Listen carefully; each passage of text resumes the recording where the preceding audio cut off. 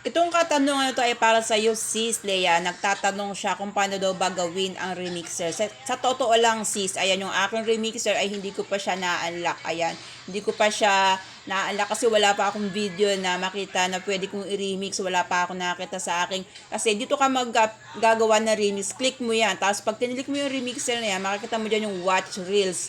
Meron doon, mamili ka doon kung ano mo yung makitang. Pag kinilik mo yung tatlong tuldok doon sa ibaba ng video, pag may nakita mo remixer yung video, pwede mo na siyang i-remix sa'yo. Kasi ako wala pang nakikita na pwede kong i-remix, kaya hindi ko pa siya na-unlock. Pero ang sabi sa akin nung aking isang friend na natatanungan ko, pag daw ako yung nag-remix ng video ng iba, siguraduhin ko daw na ito ay walang violation o pakapanooring maigi.